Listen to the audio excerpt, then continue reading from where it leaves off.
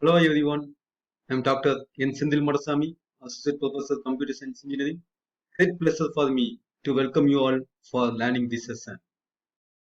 In this session, topic to be covered is productivity under cybersecurity evolution. At the end of Unit 1, the students will be able to describe the cybersecurity policy and the evolution for purpose of computer forensics. At the end of the session, the students will be able to understand the productivity under cybersecurity evolution. When computers enabled the first automated processes, the main goal in all such projects was the increase in productivity that came with replacing human calculators with automated programs that produced more accurate results. As more software became available, the productivity benefits of computers increased. The introduction of the internet further enabled productivity by allowing the quick and accurate communications of information. This led directly to the ability to process business transactions online. This capability was dubbed electronic commerce, that is e-commerce. By 2000, the economy had become so dependent on e-commerce that it was frequent target of cyber criminals, and security technology evolved to protect the data that can be used to commit fraudulent transactions. Such technology is generally referred to as countermeasures because they are security measures designed to counter a specific threat. The progression of cybersecurity technology and concludes with observation in the challenges presented by the ongoing cyber arms race wherein the countermeasures are falling behind. Now we will see about productivity under cybersecurity evolution. The history of cybersecurity started in 1960s with the mainframe. This was the first type of computer that was affordable enough for businesses to see a return on investment from electronic data processing system. Prior to this time, the word computer referred to a person who performed computation, and the word cyber was the realm of science fiction. In those days, the computers were secured with codes and gates. Physical security procedures were devised to ensure that the only people authorized to work on computers had physical access to them. By the late 1960s, remote job entry allowed punched codes to be received from multiple office locations connected via cables to the main computer. The computer security staff then had the added responsibility of tracing these cables and the raised floors and through wall spaces and ceiling ducts to ensure that the authorized person was sitting at the other end. The managers of these early automated computer systems were acutely aware of security risk, but the confidentiality, integrity, and availability trade was not yet industry standard.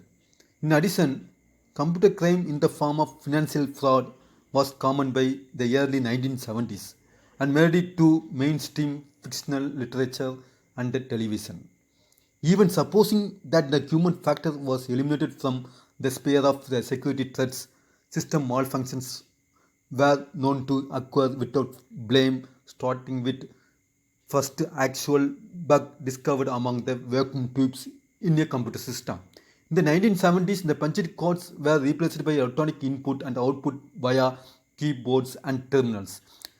Cables and terminals further extended the range within which the authorized users could sit while processing data. Use had increased. The government funded research in cryptography had produced a few algorithms that transformed the data into unreadable formats using long sequences of bits called keys that would both lock and unlock the data. Such cryptographic algorithms are based on diffusion to disseminate the message into a statistically longer and more obscure formats, and confusion to make the relationship between an encrypted message and corresponding key too long and involved to be guessed. Advances in computer power had significantly increased the ability of a determined adversary to identify the relationship between messages and keys. In addition, automation of records by government agencies such as US Social Security Administration and the Internal Revenue Service. The fostered recognition that stakeholders in cyberspace included those whose physical lives were closely aligned to the bits and bytes representing them. In recognition of growing confidentiality requirements, but without any good way to meet them.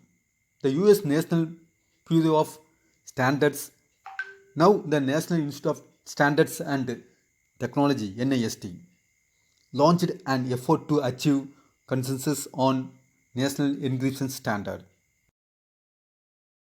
In 1974, the US Computer Security Act, Privacy Act, was the first step in ground designed to establish control over information propagation.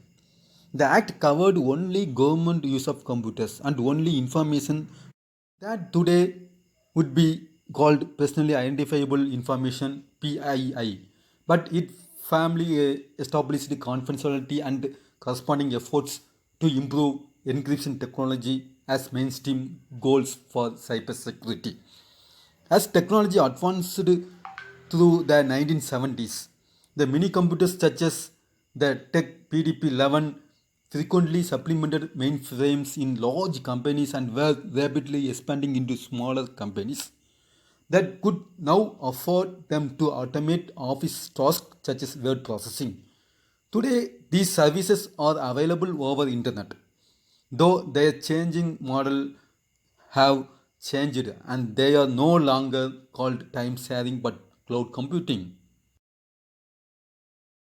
Throughout the 1970s into 1980s, the mini computers became more affordable and eventually allowed people to have an entire computer for their own use. The Apple introduced home computers in the late 1970s. These soon made it into the data processing environment and were followed by IBM Personal Computer PC in 1981. Physical security still was the norm for these small computers, and locked office doors were the primary protection mechanism. Now, the productivities or network technologies then allowed desktop computers in the same building to share the data with each other. And the names of the computers became important so that the people could share the information with other computers on the same network. The local area network, LAN cables were protected much like the computer terminals connection to the mainframe, except that new type of network equipment called hub allowed the communication, and hubs had to be kept in a secure area. The hubs that allowed a person to cook his or her computer to the LAN were protected via locked closets. Until the introduction of the LANs, access controls were the exception rather than the norm in computing environments. If the login IDs were distributed, they were rarely disabled. Security technology that had until the point been the topic of military research was hastily implemented by major computer vendors and applied to the mainframe datasets and LAN file resources. These included user identity authentication in the form of increasingly more difficult passwords and management authorization of computer access. This diagram illustrates cyberspace architecture as it was typically configured at the dawn of 1980s. Mainframe, micro and mini computers existed side by side and were not necessarily connected via networks. However, mini computers were often used to connect to the remote computers via the same type of telephone lines that carried voice calls. However, as the space of technology innovation was rapid, this situation was constantly evolving and change was inevitable. In this summary, we learned about productivity under cybersecurity evolution. I mentioned references here. I hope you found this lecture is more useful. Thank you and have a pleasant day.